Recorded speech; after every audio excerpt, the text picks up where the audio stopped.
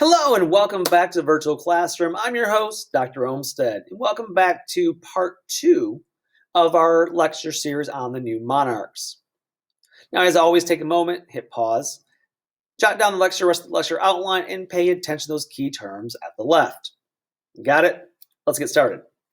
Now, we talked about these examples of new monarchs when it came to both France and England. But what about Spain? Because Spain's going to undergo a number of big transitions during this period as well. So I hope you're ready to write, because things are going to get quick. So, in the mid-1400s, Spain was divided into two kingdoms, Castile, the larger, richer nation, and Aragon. Castile was governed by Enrique IV between 1425 and 1474. In 1468, Enrique IV recognized Isabella, his half-sister, as heir over the claims instead of his daughter Juana, whose royal paternity was questioned by the king's opponents. However, after Isabella married her cousin, Fernando, heir to the throne of Aragon in 1469, Enrique IV conferred succession onto his daughter anyway. Upon Enrique IV's death in 1474, Isabella immediately claimed the throne, as did Juana. The vicious civil war ensued, with Juana being supposedly supported by the king of Portugal, Alfonso V, Juana's grandfather, and many of the Castile's greatest nobles. However, in 1479, defeated, Alfonso V made peace with the Catholic monarchs, as Ferdinand and Isabella were called, and Juana was sent into a convent. As for the war was concluding, Ferdinand became Ferdinand II, King of Aragon, after the death of his father. While Ferdinand and Isabella remained independent rulers of their respective realms, the royal company was united in its overall vision for a Spain and shared a common foreign policy and language. All people in Castile and Aragon were required to speak Castilian Spanish. Each country had its own currency, legal system, and advisory body, the Cortes, or representative body parliament in Castile, and the Council of Aragon, which traveled with Ferdinand, as they so often met in Castile. Phew! Okay, long story short, there was a little civil war in Spain between Castile and Aragon, the two larger kingdoms, over the succession between Juana and, Isabella. Long story short, several Christian kingdoms emerged as the Muslims were driven out of Spain. Aragon and Castile were the strongest, and while Portugal remained in the west, the small kingdom of Navarre remained in the north, and the Muslim kingdom of Granada in the south. So there are these regions in what we now call Spain. There was Aragon and Castile. There was Portugal way out west, who will remain separate and ultimately independent. And then a very small kingdom of Navarre in the north, and a small Muslim kingdom of Granada in the south. Finally, though, the marriage of Isabella of Castile and Ferdinand of Aragon in 1469 became a dynastic union. It allowed these two, even though they will technically be separate kingdoms, they will allow these two to gain power over the government by stripping the royal council of aristocrats and filling it instead with middle-class lawyers, as they believe the monarchy empowered the power of the state. Notice a few things there. Number one, usurping the power of the nobles by filling it with middle-class people based on skill, lawyers. And when I say lawyers, I don't necessarily mean they're going to in a court of law. I mean lawyers as in educated people. And then second, they believe the monarchy embodies the power of the state, Machiavelli. And thus, these two rulers, even though technically they are separate, they will do many things the same, like a national currency, a national language. And they will begin to make reforms, including the creation of a Royal Spanish Army, which will become the best in the world by the 15th century, which you should all know because Age of Exploration. They will also gain control of the Catholic Church and use the clergy as an extension of their power by appointing them. Again, much like France, because the monarchs have the power to appoint bishops, cardinals within their nation. This usurps power from the Catholic Church. In order to further strengthen their authority, the monarchs appoint corregidores, or corregidores. These are administrators of cities and districts who had both judicial and administrative power. Notice, these corregidores, these are appointed by the monarchs. They're appointed to oversee judicial and administrative duties in different districts and cities of Spain. Thus, not local nobles appointing positions. The corregidores owe their allegiance and power to the monarchs. And they act as tax collectors. They report on the affairs of the area and ensure that local nobility did not interfere with royal decrees. So again, they're acting as the king's spokesman in local areas. So rather than being a member of the nobility, they tended to be commoners with legal training. Again, they owe their power and title to the monarchs. These monarchs will take over the legal system in both Aragon and Castile, and they will base on old Roman law, which gives the monarchs the power to overrule any decision made by the courts. And in order to make this more palatable to the people, every Friday, the monarchs made themselves publicly available to anyone who wished to appear before them to receive justice. In other words, they are now the sole arbiters of justice in law and order. Now, what does begin to change things, and it will further cement their power, is there began to be complaints in the mid-1470s about what's called the conversos. The conversos. Now, these conversos were Jews who converted to Catholicism. And there were complaints that these Jews who supposedly converted to Catholicism were beginning to, relapse or revert back to Judaism. And this will cause Ferdinand and Isabella to introduce the Inquisition. And this Inquisition in 1478 will begin, theoretically, as being used to make sure that these Jews who converted to Catholicism have not backslidden. So here's a little map of the area here for you so you understand what's going on here. So Castile, Aragon, then you get Navarre, a little northern city there, and then you got Granada at the bottom, which is a Muslim area. And so now ultimately they didn't have time to focus on the Jews at this point. Instead, they were focused on, let me go back to my map real quick. They were focused on wars with Granada, specifically with the Moors, who are these Muslims who live in southern Spain. And so the wars with the Moors keep the nobles so busy that they're not able to consolidate their power in the 1470s. Now, by 1492, they are finally able to, yes, sail the ocean blue with Columbus, granted. But before that happens, 1492 is an important time because it is 1491, 1492 when finally they're able to fully control Granada. They are able to expel the vast majority of the Moors stronghold, and Ferdinand and Isabella will firmly take over Granada. In addition, in 1492, they will expel all practicing Jews from Spain by issuing what became known as the Alhambra Decree. Now, Jews could quickly convert to Catholicism if they wanted to stay, or if they stayed and refused to convert, they would be burned at the stake as a heretic.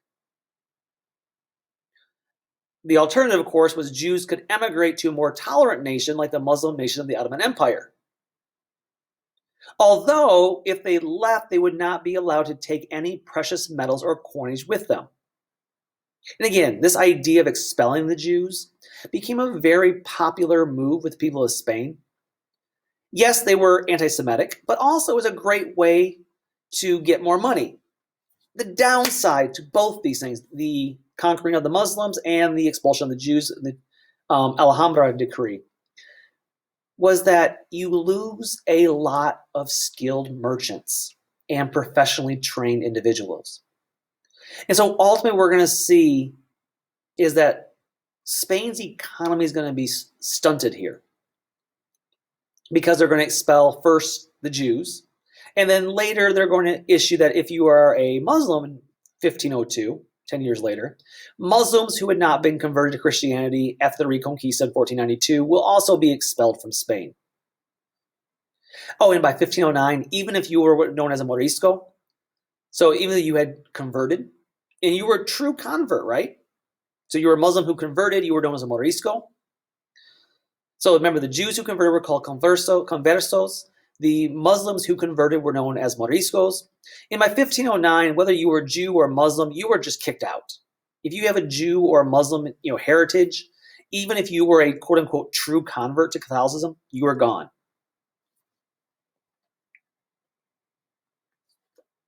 And of course, one of the biggest legacies, of course, of their legacies not only, obviously, we'll talk about Columbus later, but is the Spanish Inquisition.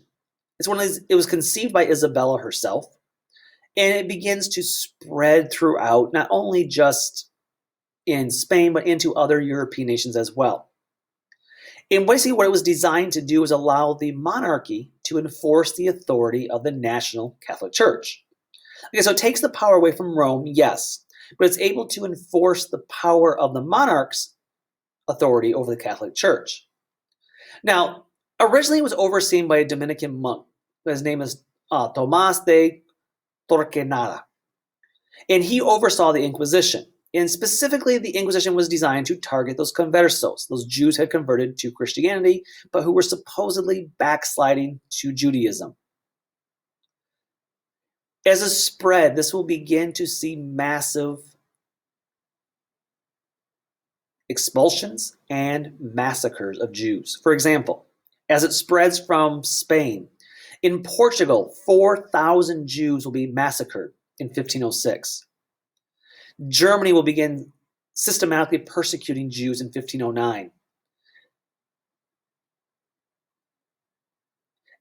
But because of this Inquisition, they will begin to make more modest reforms. Again, this is because the Pope is no longer fully in charge of the church in Spain, much like it was in France, and thus both France and Spain will never see the full effects of the Reformation. Speaking of Germany, by the way, because they'll begin persecuting Jews in 1509, what about what's going on in the Holy Roman Empire? Again, we don't have Germany yet, they're not unified, but the Holy Roman Empire. And so we see as in the Holy Roman Empire, we will see there's about 300 semi-autonomous German states. Each state has its own foreign policy, and wars sometimes occurred between each state. Now, the center of the Habsburg power, the Habsburg dynasty is mainly in control. The center of their power is in Austria, in any other nearby hereditary state. Note, the new monarchy, the Holy Roman Empire is not a new monarchy. They are never able to take control back from local regions. It is divided politically, it's divided economically, and the emperor, the Habsburg emperor, will never have centralized control. They cannot levy taxes. They cannot raise an army. Thus, they are not a new monarchy. Now, there will be some that are seen as they try to, okay? There's a couple of important rules that you guys need to know. The first one is known as Maximilian I. Now, Maximilian I, he will gain territory in eastern France through his marriage to Mary of Burgundy. This will spark a fierce dynastic struggle between the French Valois dynasty and the Habsburg that will continue through 1559. So again, we're going to have 60 years of warfare over this Maximilian I, that his marriage to Mary of Burgundy is going to allow him to lay claim to land in eastern France, which ticks off, of course, the French monarchs. And he will, in his administrative jurisdiction, begin to organize defense and collect taxes very effectively. So he is a microcosm trying to become a new monarch, but again, he will never be able to do so. And the most powerful ruler in Europe will ultimately be Charles V, because he will control as the Holy Roman Empire. He will be able to ultimately again, raise an army. He will actually sack Rome. And again, they're trying to become this new monarch and trying to expand their territory. So Maximilian will claim area in France, and Charles V will actually sack Rome. And he will also, for the next 60 years, wage what is known as the Habsburg-Valois Wars. Because, again, this competition against France. So again, these two rulers, again, just note, these are important people, but they're never able to achieve that new monarch status because the Holy Roman Empire is so fragmented politically and economically. Now, fun little side fact for Charles V, he will actually have trouble by an illness that makes chewing difficult in his jaw. And thanks to inbreeding in the family, this becomes known as Habsburg jaw. This will be a hereditary defect in the family of Habsburgs. Again, just a fun little side fact. What about Eastern Europe? So what's going on in Eastern Europe at this point in the Ottoman Empire? Well, ultimately what we see here is there's a huge struggle for a strong monarchy in Eastern Europe, places like Poland, Hungary, Russia. And at the same time, the Ottoman Turks, the Ottoman Turks have taken over. They've signaled the end of the Byzantine Empire, and they begin to spread into the Byzantine territory, and ultimately Constantinople will fall to the Turks by 1453.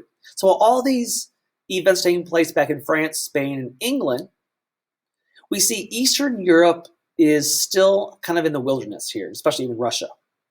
And so Eastern Europe is going to see a new entrant, and that'd be the Ottoman Empire is going to take over. The Ottoman Turks are going to take over the Byzantine Empire. And we're going to see the establishment of a Muslim dynasty in what is now the Ottoman territory, in modern-day Turkey. And then in places like Poland, in Western Russia in the east, you were seeing just basically fragmentation still there. But in other words, what we're going to see then is serfdom is going to continue. Nobles continue to dominate the economic life, and they're able to restrict rights of peasants, and thus it will lead to peasant revolts in the area. But other than the Ottoman Empire, ultimately the rest of Eastern Europe is kind of just in that medieval period still. They have not seen the Renaissance yet. They have not seen that evolution. Now, we went through a lot of information here, so I'm going to stop in this video. I was going to keep on going, but I'm going to stop here. And we're going to pick up with one more facet of this, which is the commercial revolution, in our next part of this lecture. So until then, take care and bye-bye.